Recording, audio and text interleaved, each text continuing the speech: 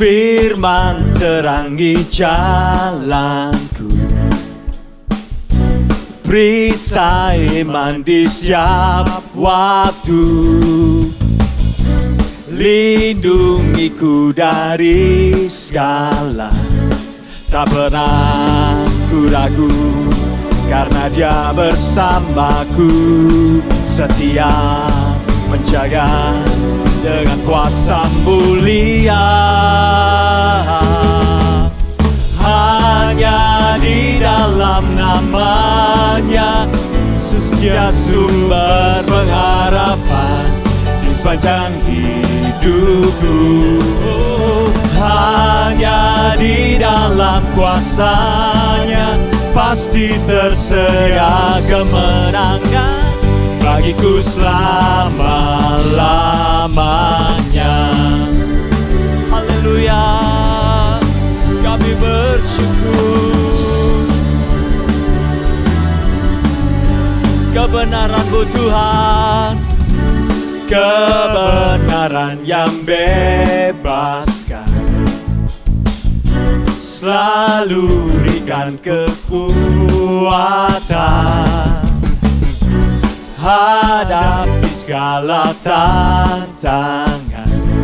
Tak pernah ku ragu, karena Dia bersamaku, setia menjaga dengan kuasa mulia. Hanya di dalam nama-Nya Yesus, Dia sumber pengharapan di sepanjang hidupku. Hanya di dalam kuasa-Nya pasti tersedia kemenangan bagiku selama-lama. Hanya di dalam nama-Nya Yesus, Dia sumber pengharapan di sepanjang hidupku. Hanya di dalam kuasa-Nya pasti tersedia kemenangan bagiku selama-lamanya. Haleluya, Yesus.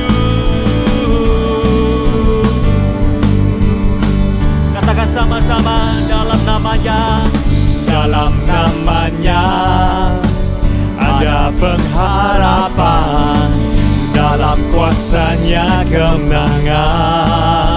Dalam nama-Nya, dalam nama-Nya ada pengharapan, dalam kuasa-Nya kemenangan. Katakan, hanya di dalam kuasa-Nya Yesus, Kau sumber pengharapan di sepanjang hidupku.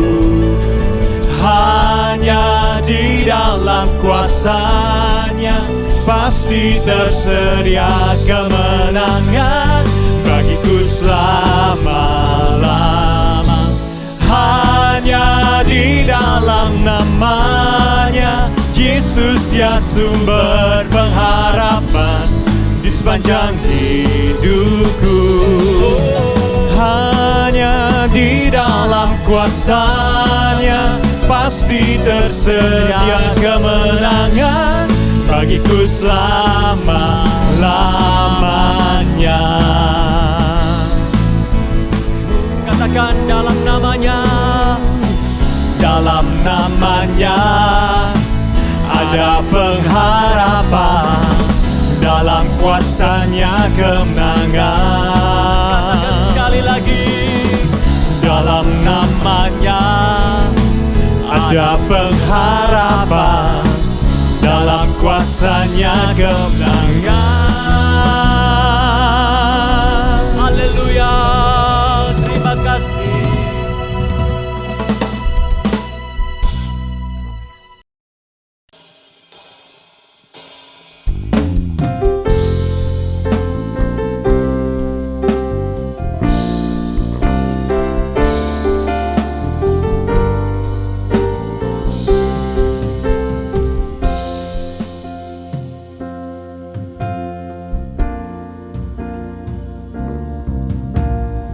Tuhan, ku mau menyenangkan-Mu.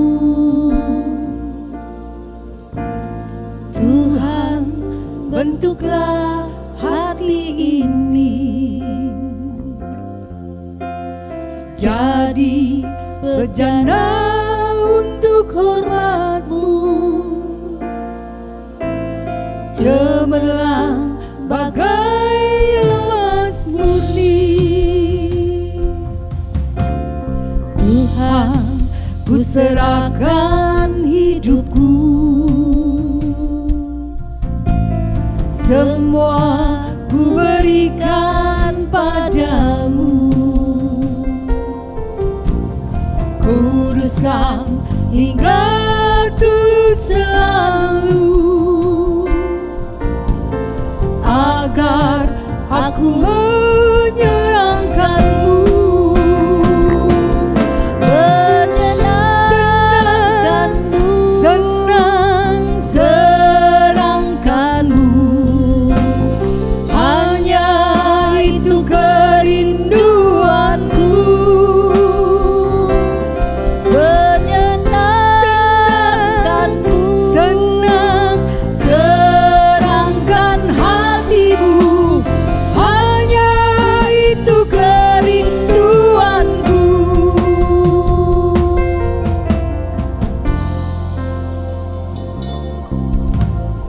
Tuhan, ku mau menyenangkan-Mu.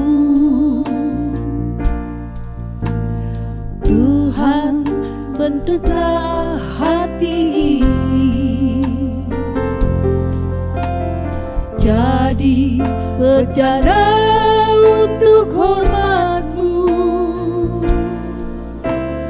cemerlang bagai emas murni. Tuhan, ku serahkan hidupku,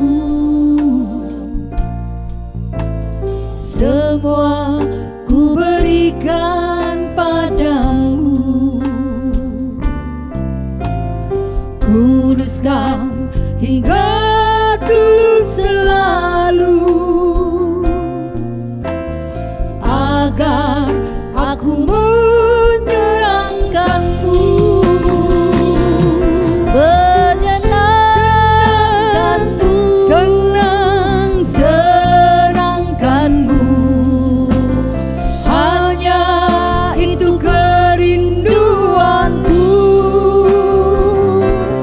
Menyenangkan-Mu, senang-senangkan hatimu, hanya itu kerinduanku. Menyenangkan-Mu, senang-senangkan-Mu, hanya itu kerinduanku. Menyenangkan-Mu, senang-senangkan hatimu, hanya itu kerinduanku. Hanya itu kerinduanku, hanya itu kerinduanku, hanya itu kerinduanku, hanya itu kerinduanku.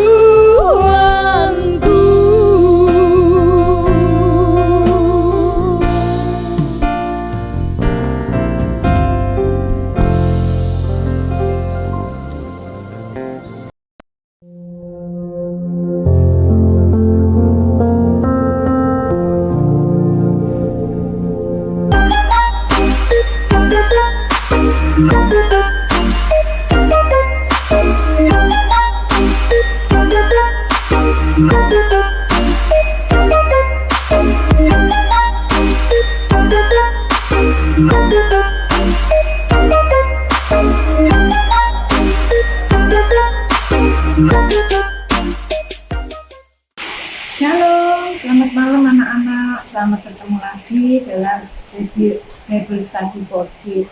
Malam ini kita akan kembali belajar tentang firman Tuhan. Bagaimana keadaannya? Sehat-sehat? Puji Tuhan. kita semua kantor juga sehat-sehat. Yuk sebelumnya kita akan berdoa. Tuhan Yesus, terima kasih buat berkat-Mu malam ini, sehingga dengan tubuh yang sehat kami boleh mengikuti kembali kebenaran firman-Mu. Engkau urati setiap anak-anak kami yang di rumah, yang mendengarkan firman-Mu, biar menjadi tanah yang hati yang subur, supaya firman-Mu boleh tertanam dalam hati anak-anak kami dan tumbuh berbuah-buah. Terima kasih Tuhan Yesus, Roh Kudus, Engkau bekerja, Engkau yang menguasai saat-saat ini. Sepenuhnya kami serahkan ke dalam tangan-Mu. Dan segala perkara yang bukan dari Engkau, roh yang ingin mencuri kebenaran firman-Mu, kami tolak, kami patahkan ke dalam nama Tuhan Yesus. Biar kami boleh Tuhan mendengarkan firman-Mu dengan sepenuh hati kami. Dalam nama Tuhan Yesus, kami ucap syukur.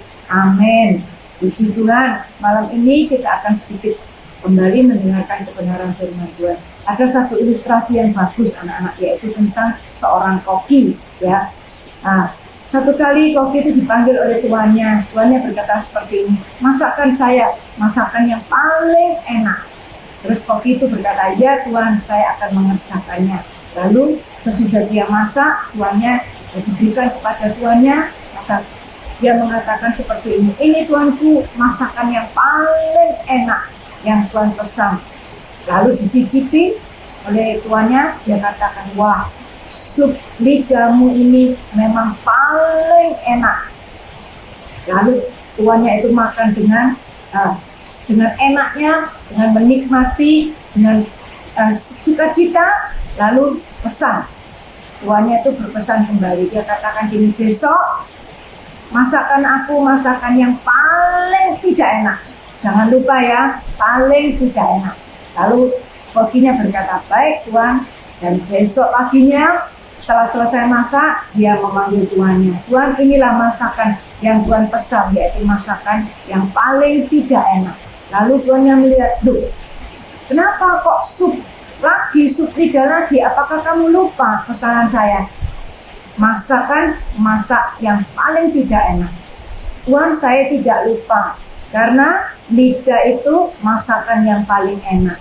Tetapi sup lidah ini juga masakan yang paling tidak enak. Mengapa Tuanku? Karena dengan lidah orang itu bisa memiliki hari-hari yang baik, hari-hari yang enak. Tetapi dengan lidah orang itu bisa juga mendapatkan hari-hari yang buruk, yang tidak enak. Adik-adik, saudara-saudaraku, malam ini kita akan belajar tentang lidah, ya. Tema malam ini yaitu siap resor. Kita baca dalam ayatnya Mazmur 52 ayat 4. Demikian firman Tuhan. Engkau merancangkan penghancuran lidahmu seperti pisau cukur yang diasah. Hai engkau penipu. Dikatakan Mazmur Daud mengatakan bahwa lidah manusia itu seperti pisau cukur, ya, yang diasah, yang bisa menghancurkan hidup seseorang, ya. Kita akan lihat tentang apa sih lidah itu. Menurut KBBI, yaitu lidah itu adalah alat rasa, makanan, dan juga untuk berkata-kata, ya. Bagaimana kalau menurut secara rohani? Apakah lidah itu secara rohani? Yaitu kita akan lihat dalam Yakobus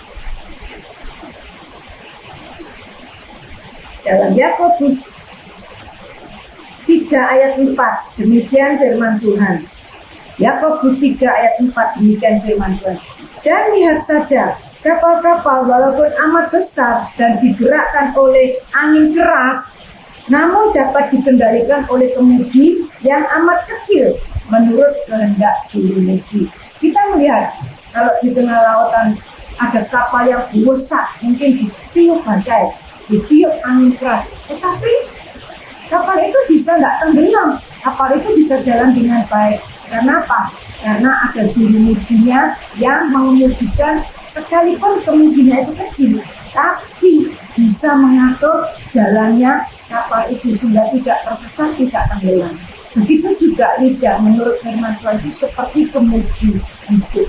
Kalau kita ingin hari-hari hidup kita itu baik, jagalah lidah ini untuk berkata-kata dengan baik. Kalau kita ingin melihat masa depan yang indah, diberkati Tuhan, jagalah lidah ini dengan baik. Tapi kalau kita sembarangan saja berkata-kata yang sembarangan, maka kita akan mendapatkan hari-hari yang buruk. Kita lihat ayatnya, Mazmur, dalam Mazmur 34 ayat 13 dan 14. Demikian firman Tuhan. Jagalah lidahmu terhadap yang jahat dan bibirmu terhadap ucapan-ucapan yang menipu. Jauhilah yang jahat dan lakukanlah yang baik. Carilah perdamaian dan berusahalah mendapatkannya. Jadi 13 kita baca. Siapa yang menyukai hidup dan mengingin umur panjang dan menikmati yang baik, punya hari masa depan yang baik, dikatakan dalam ayat 4, jagalah lidahmu daripada yang jahat. Jadi lidah ini kemudian hidup. Kalau kita ingin hidup kita tertata baik, mendapat berkat yang baik, hidup penuh masa depan yang baik, maka jagalah lidahmu baik-baik. Jangan ngomong sembarangan ya. Yang kedua, apa lidah itu? Menurut firman Tuhan atau secara rohani. Arti lidah yaitu dalam Yakobus 3 tadi kita lihat. Yakobus 3 ayat 6.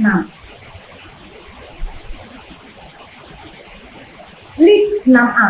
Lidah pun adalah api ya.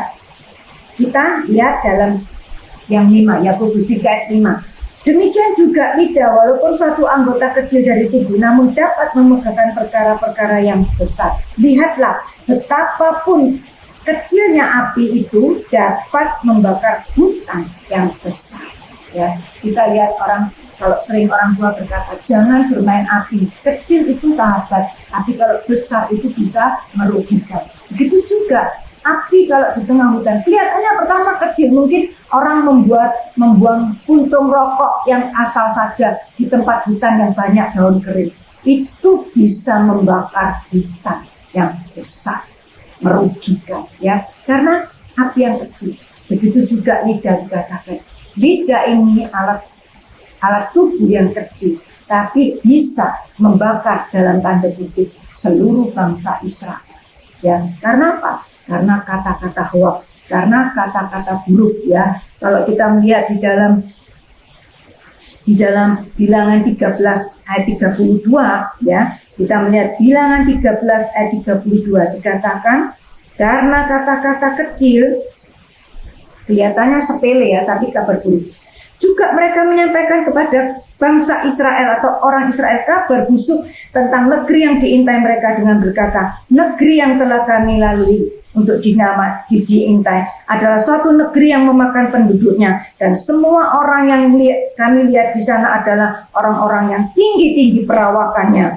Juga kami lihat di sana orang-orang raksasa, orang Edom, orang enak yang berasal dari orang-orang raksasa, dan kami lihat dari diri kami sendiri seperti belalang, dan demikian juga mereka terhadap kami. Ketika peristiwa 10 pengintai ya, 12 pengintai yang disuruh oleh Musa untuk mengintai satu negeri Kanaan itu, apa yang terjadi? Mereka kembali dan 10 pengintai ini membawa kabar buruk.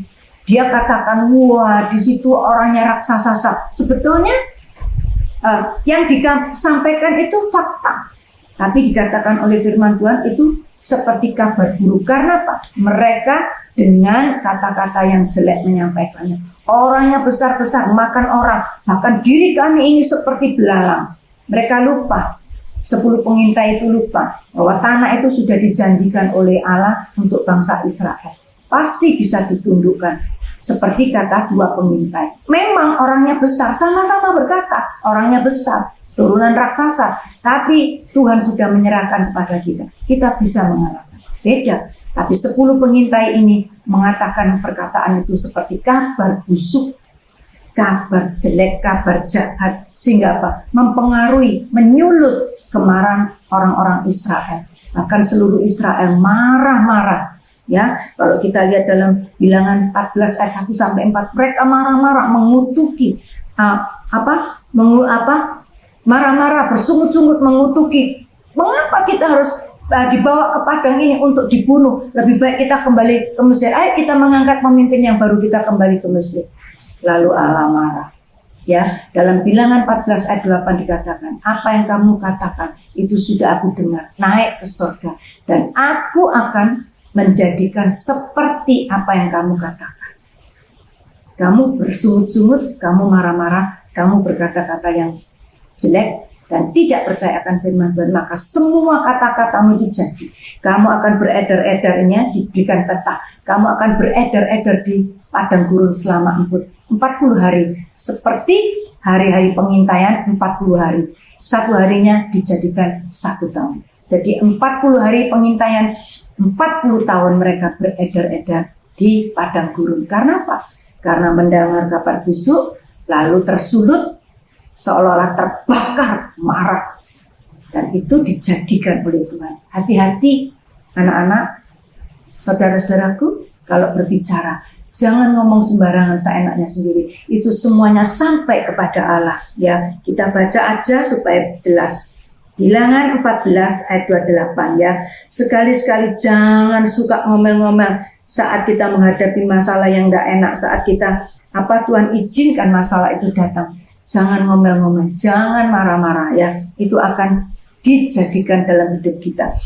Katakanlah kepada mereka, demi aku yang hidup, demikianlah firman Tuhan, bahwasanya seperti yang kamu katakan di hadapanku, demikian akan kulakukan kepadamu. Di padang gurun ini, bangkai-bangkaimu akan berhantaran, yaitu semua orang di antara kamu yang dicatat, semua tanpa kecuali yang berumur 20 tahun ke atas, karena kamu telah bersungut-sungut kepadaku. Tuhan berkata seperti itu ya. Jadi kita harus hati-hati, jangan sampai lidah ini seperti api membakar seluruh hidup kita, lalu rusaklah, binasalah hidup kita ya. Contohnya seperti 10 pengintai itu ya. Kita melihat selanjutnya. Yang ketiga, definisi atau apa arti kata lidah menurut secara rohani, yaitu kita baca Yakobus, kembali kita Yakobus ayat 3, 6b. Demikian firman Tuhan. Tadi yang 6a, lidah pun adalah api. Sekarang kita lihat yang 6b. Ia merupakan dunia kejahatan, suatu dunia kejahatan, dan mengambil tempat di antara anggota-anggota tubuh kita sebagai sesuatu yang dapat menodai seluruh tubuh dan menyalakan roda kehidupan kita, sedang ia sendiri dinyalakan oleh api neraka. Jadi lidah ini suatu dunia kejahatan.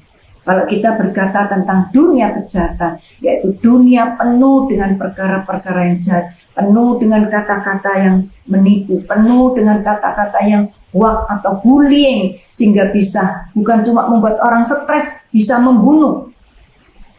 Sebagai dunia kejahatan, luar biasa. Lidah yang kecil ini bisa menciptakan dalam hidup seseorang itu sebagai dunia kejahatan yang berakhir kepada api neraka. Dikatakan lidah itu akan dibakar oleh api neraka. Lidah yang jahat, yang seperti satu dunia kejahatan. Ya, di sini kita melihat contohnya, yaitu di dalam Mazmur 52 tadi ayat 1 sampai 4 kita baca ya. Mazmur itu Daud yang berkata-kata tentang seseorang yang bernama Doeg ya. Kita lihat Mazmur 52 ayat 1 sampai 4.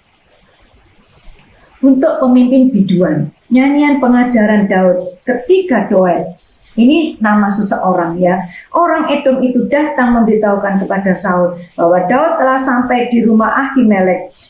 Mengapa engkau memegahkan diri dengan kejahatan, hai pahlawan, terhadap orang yang dikasihi Allah sepanjang hari? Engkau merancangkan ke penghancuran. Lidahmu seperti pisau cukur yang diasah, hai engkau penipu. Engkau mencintai yang jahat lebih daripada yang baik, dan dusta lebih daripada perkataan yang benar. Selah. Daud menulis dalam Mazmur 52 ayat 1 sampai 4 ini. Itu peristiwanya atau kejadian itu adalah ditulis dalam 1 Samuel 22 ayat 9 dan sampai 17 dan 19. Kita baca dalam 1 Samuel 22 ayat 17 ya. Kita baca ayat 17. Lalu raja memerintahkan kepada bentara yang berdiri di dekatnya, majulah dan bunuhlah para imam Tuhan itu, sebab mereka membantu Daud. Sebab walaupun mereka tahu bahwa ia melarikan diri, mereka tidak memberitahukan hal itu kepadaku. Tetapi para pegawai raja tidak mau mengangkat tangannya untuk memarang imam-imam itu, Tuhan itu. Lalu berkatalah raja kepada Daud, ini Raja Saul, majulah engkau dan paranglah para imam itu. Maka majulah Daud, orang Edom itu, lalu memarang atau membunuh para imam itu. Ia membunuh pada hari itu 85 orang yang memakai baju efod dari kain linen. Ketika Daud melarikan diri sampai di Nob, Daud minta roti kepada Ahimelek. Nah, waktu itu sebagai imam besarnya. Lalu diberi, dan di situ ada Daud melihat hal ini. Lalu disampaikan kepada Raja Saul. Raja Saul marah karena dianggap Ahimelek itu imam-imam itu melindungi Daud dengan memberi makanan. Lalu orang imam itu beserta rombongannya 85 orang dipanggil ke kerajaan. Nah, sampai di kerajaan, Raja Saul berkata kepada bentaranya atau tentaranya, bunuh dia, parang dia, tapi tidak ada yang mau. Lalu Raja Saul bilang kepada Daud, ayo kamu parang dia, lalu dibunuh. Imam-imam tadi itu yang pakai pakaian linen atau pakai pakaian putih itu dibunuh semuanya. Tanpa diadili, tanpa tahu kesalahannya, mereka dibunuh. Bahkan seluruh negeri Nob, laki-lakinya dibunuh. Gara-gara lidah Daud yang seperti silet, seperti pisau cukur. Daud mengatakan itu. Gara-gara Daud melaporkan itu, lalu seluruh orang yang tidak bersalah itu dibunuh. Gara-gara sepatah kata yang jahat itu bisa merusak semuanya, bahkan mengakibatkan seluruh imam, anak-anak dan orang laki di negeri Nob dibunuh. Kita lihat sekarang di dunia medsos atau melalui HP, banyak kata-kata bullying, banyak kata-kata hoax, itu seperti dunia kejahatan.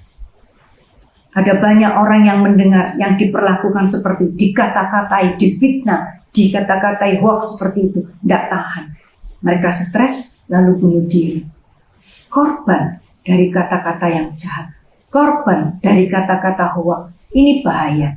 Biar adik-adik, saudara-saudara sekalian yang dikasihi Tuhan, ayo kita mengatur kata-kata. Ataupun sekarang kita mengatur kata-kata di WA kita. Ataupun jangan suka gampang-gampang menebarkan hoax. Kita mendapatkan hoax, mungkin merasa kita, wah ini kok bagus, kita sampaikan kepada orang lain. Padahal itu bisa membunuh, mematikan orang lain. Sehingga orang itu mati dengan sia-sia. Ya, hati-hatilah dengan perkataan. Jangan sembarangan ya, seperti Daud sini ya.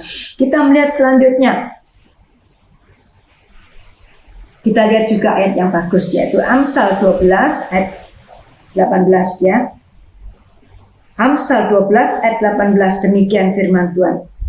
Ada orang yang lancang mulutnya seperti tikaman pedang, tetapi lidah orang bijak mendatangkan kesembuhan. Ini gambarnya, mulutnya keluar pedang. Setiap berkata-kata itu seperti pedang ya, menusuk orang yang mendengarnya. Sehingga apa? Orang itu bisa stres. Anak-anak mungkin dikata-katai, difitnah, dia tidak melakukan tapi dituduh, difitnah. Itu membuat orang menjadi rusak. Kalau kita melihat dalam peristiwa Nabot, masih ingat cerita tentang Nabot? Kata-katanya seperti pisau yang tajam, ya itu saksi dusta. Kenapa? Ahab ingin kebun Nabot tidak dijual, lalu Isabel merancangkan jahat, memanggil para saksi dusta, dibayari. Langsung orang-orang itu bersaksi dusta, kata-katanya tajam seperti pedang, dan itu membunuh Nabot sekeluarga. Mereka bersaksi dusta, oh Nabot ini menghujat Allah, Nabot ini berani melawan kepada raja, dan sebagainya. Kata-kata itu tajam. Akhirnya Nabot dibunuh sekeluarga gara-gara saksi dusta. Hati-hati anak-anak dalam berkata-kata, jangan sembarangan. Kata-kata ini ada kuasanya. baik itu berkata-kata baik ataupun berkata-kata buruk, ya. Kita harus hati-hati. Yang selanjutnya kita melihat, yaitu dalam dalam Yakobus 3 yang keempat. Apa arti kata lidah menurut secara rohani? Kita lihat dalam Yakobus 3. Kembali kita melihat Yakobus 3 ayat yang ke-8. Demikian firman Tuhan.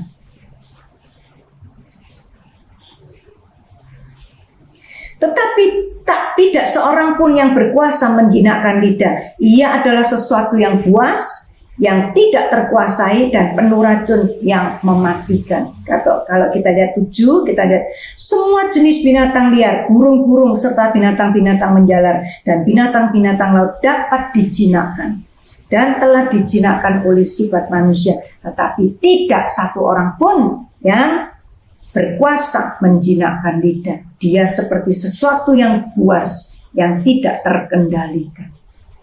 Orang dunia punya pepatah yang mengatakan seperti ini, lidah itu memang tidak bertulang. Jadi kalau ngomong itu sembarangan. Mereka punya prinsip, cuma ngomong, cuma berkata-kata, kan tidak dapat dibuktikan. Hanya berkata-kata saja, mana mungkin bisa dibuktikan. Habis berkata-kata, lalu hilang lenyap, ditelan seperti ditelan udara. Tetapi di dalam dunia roh, adik-adik, saudara-saudaraku, perhatikan, di dalam dunia roh, baik itu kata-kata baik, baik itu kata-kata jelek, itu sudah cukup sebagai bukti untuk menjatuhkan hukuman atau untuk memberi berkat kepada kita. Jadi kita harus hati-hati dalam berkata-kata, jangan ngomong sembarangan saja, ya. Jangan ngomong dipikir, kita cuma berkata-kata kok, kan itu bergurau, kita cuma berkata-kata. Jangan dimasukkan ke hati. Tidak bisa. Kita akan mempertanggungjawabkan. Hati-hati dengan perkataan, ya. Karena ini kalau kita melihat di dunia dikatakan, di dunia itu binatang buas, binatang apa saja itu bisa dijinakkan. Apalagi kalau kita melihat tentang kuda. Kuda itu diberikan mulutnya, sudah bisa dijinakkan, tidak liar. Tapi lidah tidak ada yang bisa menjinakkan. Sesuatu yang buas, sesuatu kejahatan, dunia kejahatan, ya. Jadi jangan ngomong sembarangan. Itu akan dijadikan bukti yang kuat, baik oleh Allah ataupun oleh iblis, ya. Itu jadi bukti yang kuat, ya. Kita melihat contohnya dalam Kejadian 3 ayat 1-6 tentang Hawa. Hawa orang yang mengerti firman Allah dan diberikan satu peraturan, kamu tidak boleh makan buah itu karena kalau kamu makan kamu akan mati. Awalnya Hawa percaya, tapi karena kata-kata yang busuk, karena kata-kata yang jahat daripada iblis, sehingga dia memutarbalikkan kebenaran firman Tuhan itu. Hawa tertipu dan Hawa menurut kata-kata itu. Ya, mungkin sebagian Allah cerita benar, itu buah pengetahuan baik dan jahat, tapi Allah tidak pernah mengatakan bahwa kalau saya makan bisa seperti jadi Allah. Allah tidak pernah mengatakan seperti itu. Yang mengatakan seperti itu ada iblis, tapi Hawa percaya. Lalu Hawa menilai Allah memberikan informasi separuh benar. Lalu dia ikut daripada tipu daya iblis sehingga dia makan buah itu.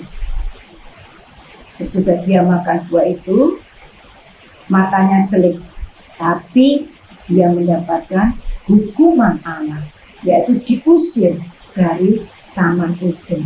Kita harus hati-hati dengan perkataan ini, ya. Karena apa? Kata-kata ini sudah, kalau ngomong seenaknya sendiri susah dikendalikan, ya. Kita baca. Kata-kata ini adalah sumber segala kejahatan, ya. Tidak bisa terkendalikan kalau sudah ngomong seenaknya sendiri. Kita harus hati-hati, ya. Betapa banyak kejahatan yang melalui kata-kata. Kita lihat kan? Matius 15 ayat 18. Matius 15 ayat 18. Tetapi apa yang keluar dari mulut berasal dari hati, dan itulah yang menajiskan orang. Itulah yang jahat, ya, dikatakan oleh Tuhan. Karena dari hati timbul pikiran jahat, yaitu apa anak-anak? Pembunuhan. Tadi tante sudah ceritakan, dengan ngomong saja Doeg bisa membunuh 85 nabi-nabi, belum orang laki-laki yang ada di negeri. Dari dalam hati keluar kata-kata pembunuhan, bisa membunuh. Kedua, timbul kata-kata yaitu perzinahan, percabulan, pencurian, sumpah palsu, dan hujat. Ada berapa banyak? Mungkin 7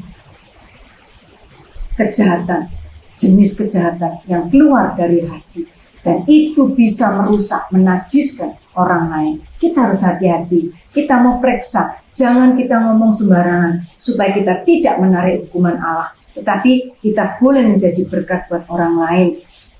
Ya, hati-hati. Dalam Kolose dikatakan, biarlah kata-katamu itu diasinkan dengan firman Tuhan dan jadi berkat. Ya, jangan ngomong sembarangan. Ya, 1 Petrus 4 ayat 11. Perkataan kita itu harus setuju dengan firman Tuhan. Kalau bukan itu berarti jahat. Katakanlah ya di atas yang ya, tidak di atas yang tidak. Selebihnya adalah jahat. Hati-hati dalam perkataan ini, definisi atau arti lidah menurut firman Tuhan. Ya. Sekarang kita akan melihat bagaimana caranya supaya kita bisa berkata-kata dengan baik. Ya, bagaimana caranya supaya kita berkata-kata dengan baik dan itu menjadi berkat. Bukan itu menjadi satu dunia kejahatan yang bisa menghancurkan orang lain. Yang pertama yaitu jaga hati kita. Ya, seperti tertulis kita baca dalam Amsal 4 ayat 23. Amsal 4 ayat 23 dikatakan demikian firman Tuhan. Jagalah hatimu dengan segala kewaspadaan, karena dari situlah terpancar kehidupan. Jaga hati ini dengan penuh kewaspadaan. Ya, penuh kewaspadaan atau lebih hati-hati, lebih dari yang lain. Ya, kalau kita lihat gambarnya, ada salib, ada hati, ada mulut keluar terpancar. Ya, apa hubungannya hati dengan mulut? Semua yang kita katakan itu adalah bersumber dari hati. Sebab itu Tuhan katakan, jagalah hatimu, bersihkan hatimu. Jangan hatimu itu penuh dengan perkara yang jahat. Kalau hatimu penuh perkara yang jahat, maka yang keluar itu meluap dari hati, meluap ke mulut. Ya, itu akan adalah perkataan yang jahat-jahat. Ya, kalau kita baca dalam Matius 12, kita baca Matius 12 ayat 34. Matius 12 ayat 34 dikatakan, hai kamu keturunan ulat beludak, bagaimana kamu dapat mengucapkan hal-hal yang baik, sedangkan kamu sendiri jahat? Karena yang diucapkan mulut itu meluap dari hati. Jadi kalau hati kita penuh dengan perbendaharaan yang jahat, penuh dengan kata-kata yang jahat, otomatis itu yang keluar adalah perkara-perkara yang jahat. Itu otomatis. Karena apa? Hatinya penuh, hatinya limpah dengan kata-kata yang jahat. Kita lihat ya, Amsal 4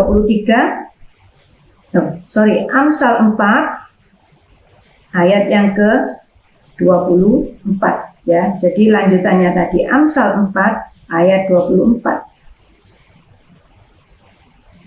Buanglah mulut serong daripadamu dan jauhkanlah bibir yang dolak-dalik daripadamu. Jadi jaga hati berarti menjauhkan mulut yang jahat.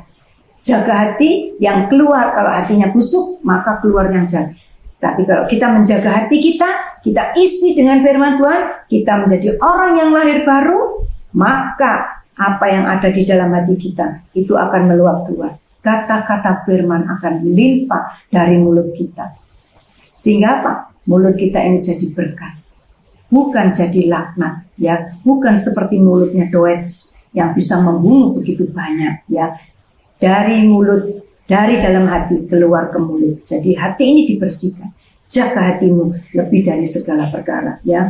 Yang kedua, bagaimana mulut kita, kata-kata kita itu bisa kata-kata yang baik bukan kata-kata yang seperti silet atau pisau cukur yang tajam yang bisa membunuh orang. Yaitu dalam Mazmur, kita baca dalam Mazmur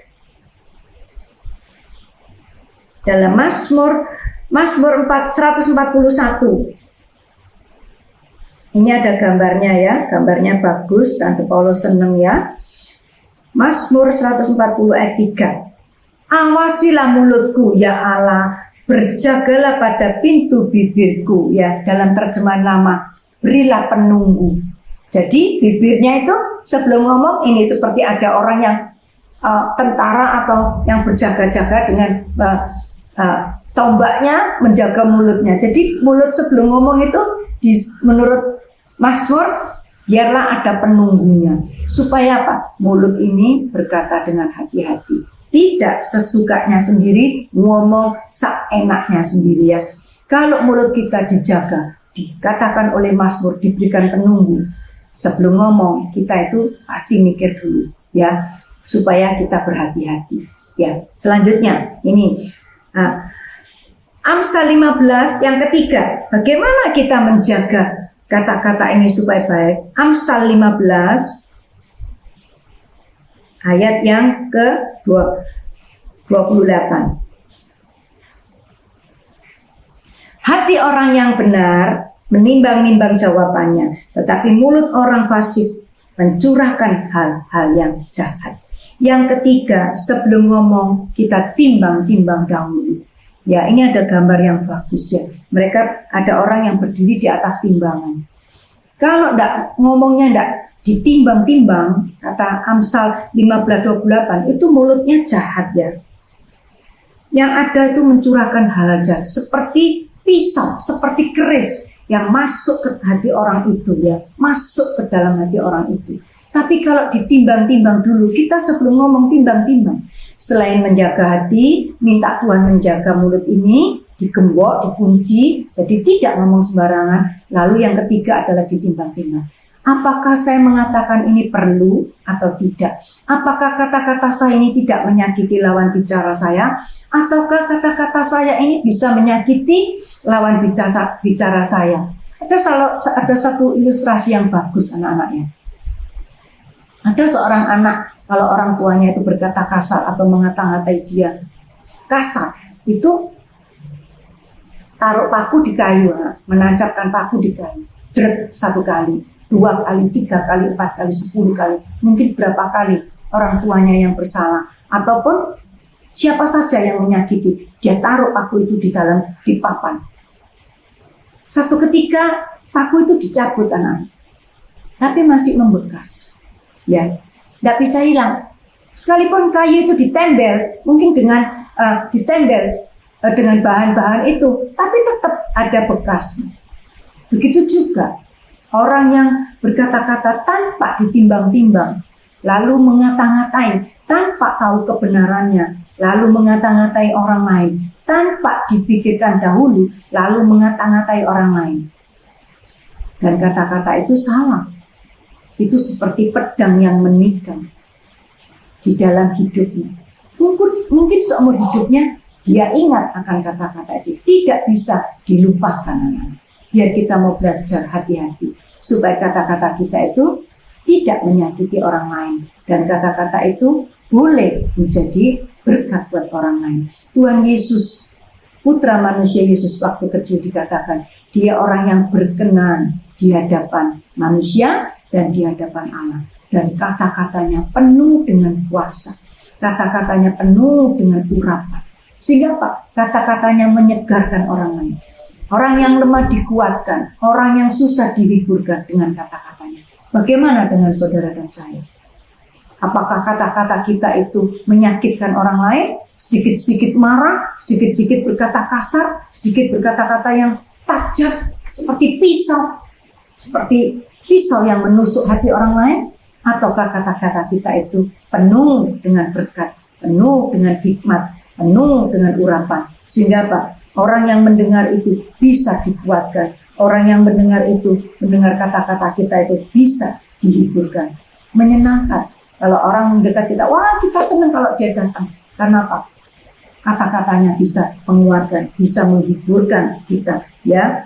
Kita lihat ayatnya tadi, Kolose 4 ayat 6. Hendaklah kata-katamu senantiasa penuh kasih, jangan hambar, sehingga kamu tahu bagaimana kamu harus memberi jawab kepada setiap orang. Kalau dalam terjemahan lama, penuh digarami, diasinkan dengan firman Tuhan, sehingga kata-kata itu menjadi berkat. Itu dalam terjemahan lama, ya. Kalau dalam terjemahan baru, jangan hambar, supaya sehingga kita tahu bagaimana kamu harus memberikan kata-kata atau jawaban kepada orang lain. Yang kelima, bagaimana supaya kita bisa berkata-kata dengan baik, ya. Kita melihat Amsal kembali, kita ke Amsal 17 ayat 28. Tadi 15 ayat 28, sekarang 17 ayat 28.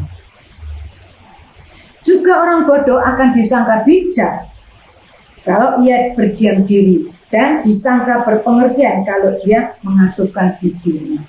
Dalam banyak perkataan, dalam ayat lain dikatakan banyak salah. Orang yang berkata-kata itu juga banyak salahnya. Kalau dalam di dunia, mungkin di survei, perempuan itu harus satu hari berkata 30.000 kata lebih. Jadi perempuan itu suka ngomong katanya, menurut survei dunia. Tapi Alkitab tidak mengatakan seperti itu. Alkitab cuma mengatakan orang yang banyak berkata-kata itu tidak kurang salah. Artinya apa? Orang yang berkata-kata, yang suka berkata-kata, apalagi tidak ditimbang-timbang, tidak dipikir, langsung meluncur begitu saja, pasti banyak salahnya. Lebih baik sedikit bicara supaya dianggap bijaksana. Sekalipun orang bodoh, kalau dia diam itu bisa dianggap bijaksana, ya. Kita harus hati-hati, jangan berkata-kata yang tidak karu-karuan, ya. Kita lihat Amsal tadi, yang Amsal 10 ayat 17, ya. Tante hari ini banyak baca ayat, karena apa? Supaya adik-adik tahu. Lidah ini, kata-kata ini besar pengaruhnya, ya. Jangan kita sendiri kena hukuman karena kata-kata kita sendiri, ya. Amsal 10 ayat 19. Amsal 10 ayat 19.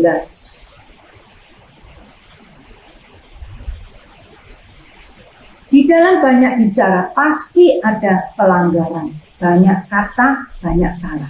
Tetapi siapa yang menahan bibirnya berakal budi. Siapa yang menahan bibirnya berakal budi. Jadi kalau kita ngomong lebih baik, pikirkan dulu. Bicara yang perlu. Apa yang perlu kita katakan, ya. Jangan juga diam terus kita melihat orang lain salah. Wah, katanya tidak boleh berkata-kata banyak, lebih baik diam. Kita tidak negur, itu juga salah. Jadi kita perlu berkata-kata sesuai dengan pimpinan Roh Kudus, sesuai yang dibutuhkan. Kalau kita melihat teman kita salah, kita melihat adik kita salah, kakak kita salah, mungkin orang tua kita salah, kita wajib menasehati dengan sopan, ya. Jangan diam. Dia kata-katanya salah, nanti dia dihukum sendiri oleh Tuhan. Itu kita juga salah. Tidak boleh seperti itu, ya. Kita berkata-kata sedikit, tidak perlu banyak omong, tapi sedikit itu yang perlu, sedikit itu yang menguatkan, sedikit itu yang menghiburkan, memberikan kata-kata yang bijaksana, ya. Kita melihat yang keenam, yaitu bagaimana caranya kita bisa berkata-kata dengan baik, yaitu Yakobus 1 ayat 19, ya, ayat 19. Hai saudara-saudara yang kukasihi, ingatlah hal ini. Setiap orang hendaklah cepat mendengar, tetapi lambat untuk berkata-kata, dan juga lambat untuk marah. Cepat mendengar, jangan cepat menyautnya, tapi cepat mendengar, kita olah apa yang kita dengar, baru kita jawab. Kalau orang cepat mendengar, cepat menjawab, biasanya itu cepat marah, cepat menjawab. Karena apa? Merasa dirinya sombong, atau merasa pandai, atau merasa kata-kata keliru, kita langsung ngomong seenaknya sendiri. Salah, ya. Kita cepat mendengar, tetapi lambat untuk berbicara, atau lambat untuk marah. Jangan cepat-cepat langsung kita terima kata-kata itu, ya. Seringkali kita dalam bergaul. Seringkali kita seperti ini ya, tidak mendengar dengan baik, lalu menyampaikannya juga tidak baik. Kalau kita ada satu permainan, anak-anak kita lihat kalau di camp-camp kita bermain, lalu misalnya ada 10 orang atau ya 10 orang, langsung dari ujung sini sampai ke ujung sana untuk menyampaikan kata-kata. Mungkin yang di sini dikatakan diberikan kata-kata seperti tadi mungkin kita ambil kata-kata Yakobus ini ya. Hai saudara-saudara yang kukasihi, ingatlah hal ini, setiap orang hendaklah cepat untuk mendengar, tetapi lambat untuk berkata-kata, dan juga lambat untuk marah. Dari ujung satu dibacakan itu, lalu dia menyampaikan ke yang kedua, ketiga, keempat. Nanti sampai ujung bisa beda semuanya. Karena apa? Karena cepat mendengar, belum mengolah, sudah disuruh nyampaikan, cepat suruh sampaikan, cepat suruh sampaikan. Akhirnya kata-kata yang tadi seperti ini tidak akan berbentuk seperti ini, sudah tidak karu-karuan juga. Jadi itu hati-hati ya, firman Tuhan ini luar biasa. Kita punya pegangan untuk berkata-kata, kita punya pencegah untuk berkata-kata. Yang terakhir, bagaimana supaya kita itu bisa berkata-kata dengan baik? Kita melihat Efesus 5 ayat 4. Demikian juga perkataan yang kotor, yang kosong atau yang sembrono, karena hal-hal ini tidak pantas, tetapi sebaiknya ucapkanlah syukur ya. Dalam terjemahan lama dikatakan perkataan yang sia-sia, yang kotor, yang kosong, tidak ada artinya. Ini sering kali ya kita lihat dalam dunia anak-anak, supaya dia mendapatkan diterima di dalam satu komunitas, lalu bisa ngomong seenaknya sendiri, bisa membuat cerita seenaknya sendiri, merasa supaya diterima oleh teman-temannya, merasa untuk diterima dalam satu komunitas, mereka akan berkata seenaknya sendiri. Kata-kata yang kotor, yang menarik seperti lelucon, lalu kata-kata pornografi atau kata-kata kotor, lalu yang mendengar ketawa, wah dia tambah semangat, tambah senang. Wah, kalau dia datang kita bisa ada kata-kata yang seperti ini, kata-kata yang bohong, kosong, kata-kata yang seolah-olah dalam kata lucu atau jenaka, tetapi isinya, kontennya adalah kata-kata buruk, lalu mereka tertawa, senang, seperti seolah-olah wah. Hati-hati, orang yang berkata seperti ini, hati-hati ya, buang semuanya. Jangan berkata-kata kotor, jangan berkata sia-sia, jangan berkata-kata yang tidak ada artinya. Itu akan mempertanggungjawabkan, kita sendiri akan mempertanggungjawabkan. Jadi harus hati-hati ya. Kita sudah melihat bagaimana liga itu sebagai kemudi, sebagai api, sebagai dunia kejahatan yang buas, ataupun sebagai yang tidak terjinakkan. Dan kita sekarang bisa melihat bagaimana kita untuk bisa berkata-kata dengan baik, yaitu ada 7 hal tadi yang Tante ceritakan, yaitu jaga hati sebagai sumber kata-kata, taruh penunggu di lidah kita, ditimbang-timbang dulu sebelum berkata-kata, lalu sedikit bicara, jangan banyak omong ya, cepat mendengar, lambat menyautnya, dan juga tidak perlu berkata sia-sia. Orang yang seperti ini pasti akan menjadi hidupnya diberkati untuk melakukan atau mengatakan perkataan yang baik. Sekarang yang kita lihat kesimpulannya. Dalam berkata-kata kita harus hati-hati ya, karena dampaknya tidak saja secara jasmani, secara hari ini, tapi dampaknya bisa sampai kepada kekekalan. Ya, jadi orang berkata-kata, tadi Tante pertama sudah katakan, di dalam dunia roh itu bisa dipegang sebagai tubuh, bisa sampai kepada kekekalan. Ya, kita lihat dampaknya dalam Amsal. Kita lihat Amsal 18. Dampak dari berkata-kata ya. Jadi kita harus hati-hati. Amsal 18 ayat 20-21 demikian firman Tuhan.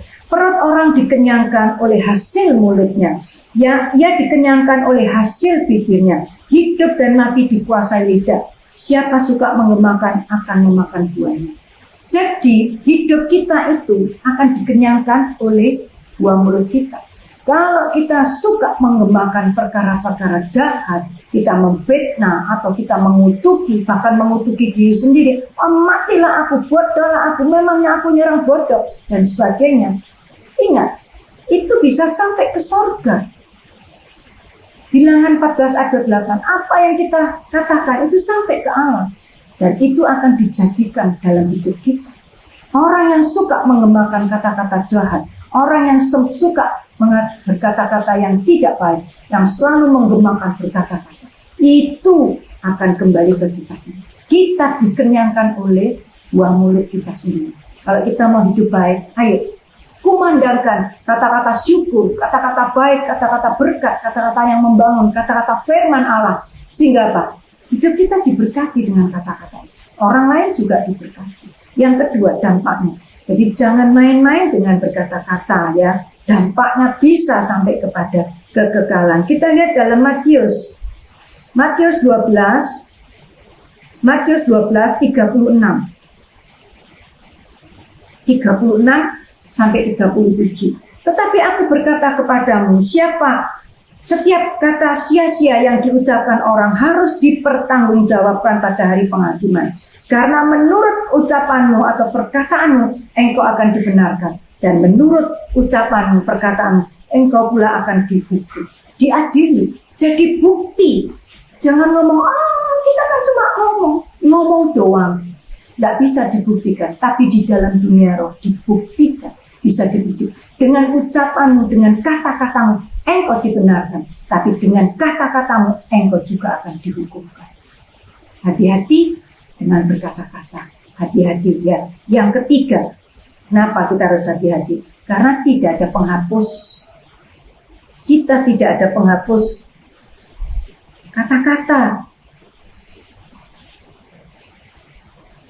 Dalam Pengkhotbah 5 ayat 5 dikatakan,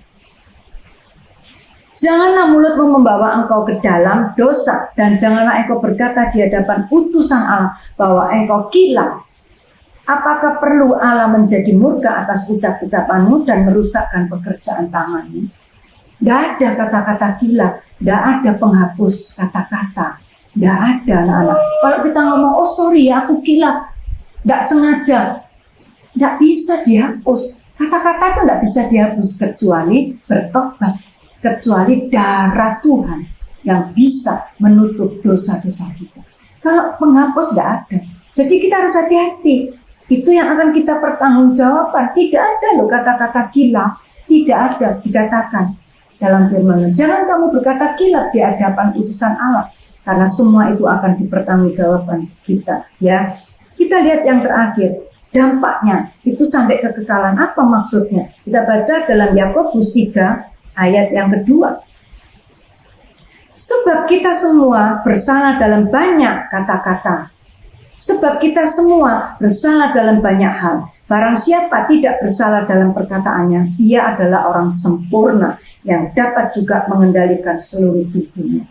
Kalau kita bisa memakai kata-kata ini dengan benar, dikatakan kita ini adalah orang sempurna, ukuran rohani yang sempurna. Jadi hati-hati di dalam berkata-kata, ya. Jangan kita berkata sembarangan. Karena apa? Kita akan mempertanggungjawabkan. Hidup kita diwarnai, hidup kita akan dikenyangkan oleh perkara yang baik. Kalau kata kitab yang katakan kata-kata yang baik, tapi hidup kita akan diwarnai perkara-perkara yang tidak baik, melalui hukuman atau melalui maki-makian orang lain. Kita didamprat, kita dihukum. Kalau kata-kata kita jahat atau fitnah, juga kata-kata kita akan dipertanggungjawabkan dan tidak ada penghapus kata-kata. Bagaimana dengan saudara dan saya? Pilihan ada di tangan kita. Ayo kita mau belajar mulai hari ini. Jangan suka bohong, jangan suka menipu, jangan jadi saksi dusta, jangan kata-kata fitnah, jangan kata-kata hoak, jangan kata-kata kutuk, jangan kata bersungut-sungut. Semua itu buang. Kita mau hidup dengan hidup yang baru, dengan mengatakan selalu mengucapkan syukur. Apapun yang Tuhan izinkan dalam hidup kita, kita selalu bersyukur. Karena Allah itu baik dan tidak pernah salah. Puji Tuhan, firman Tuhan sampai sini. Ayo kita akan tutup dalam doa. Terima kasih buat Bapak yang baik, terima kasih untuk semua berkat-Mu. Kalau Engkau Tuhan mengajar hari ini tentang berkata-kata, biar firman-Mu Tuhan tidak berlalu begitu saja, tapi boleh taruh dalam hati kami, supaya dalam setiap berkata-kata, baik kami kepada orang tua kami, baik kepada teman kami, baik kepada pemimpin-pemimpin rohani kami, ataupun kepada orang yang lebih bawah dari kami, biar kami boleh berkata-kata dengan baik. Kata-kata kami boleh digarami dengan firman-Mu, sehingga kata-kata kami boleh menjadi berkat. Bukan kata-kata kami seperti doet, seperti 10 pengintai, seperti ular yang berkata-kata jahat di budayanya, sehingga menghasut Hawa. Biar kita boleh berkata-kata dengan baik. Terima kasih Bapak, terima kasih. Berkati setiap kami, jaga hati pikiran kami, supaya hati kami Tuhan boleh memancarkan perkara-perkara yang baik, yaitu apa yang baik, apa yang ada di dalam hati kami, firman Allah yang ada di dalam hidup kami, boleh kami katakan, boleh meluap dari hati kami sebagai kata-kata kami. Terima kasih Bapak, terima kasih Tuhan Yesus. Engkau berkati anak-anak kami. Kalau ada yang suka bohong Tuhan, suka berkata-kata bohong Tuhan, suka fitnah, suka perkara-perkara kata sia-sia yang kotor, dalam nama Tuhan Yesus, Tuhan ampuni, Tuhan hancurkan sifat-sifat yang jelek ini. Biar Engkau ampuni, supaya anak-anak kami ini boleh menjadi berkat buat orang lain. Terima kasih Bapak yang baik. Engkau juga memberkati nafkah kedua orang tua anak-anak kami, supaya mereka boleh mendapatkan nafkah yang baik Tuhan. Dan juga anak-anak kami yang sekolah, bertambah hikmat akal budi yang dari Engkau. Bahkan yang sakit Tuhan Engkau lawan, Engkau sembuhkan. Dalam nama Tuhan Yesus, bilur-bilur-Mu menyembuhkannya. Tolong juga Tuhan buat anak-anak kami, supaya mereka boleh setia dalam beribadah, dan juga setia Tuhan untuk mengikuti Bible Study for Kids ini Tuhan, sehingga mereka boleh Tuhan mendapatkan firman kembali, dan firman itu boleh menguatkan mereka. Jauhkan anak-anak kami dari pergaulan yang jahat. Terima kasih buat Bapak yang baik, kami serahkan semuanya ini ke dalam tangan-Mu.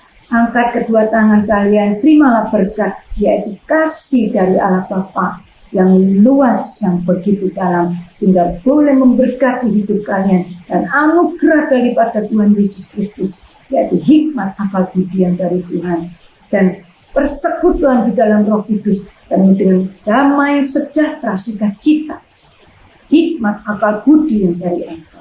Dalam nama Tuhan Yesus berkat ini diberikan. Yang terima berkat katakan amin. Puji Tuhan. Sampai ketemu minggu depan.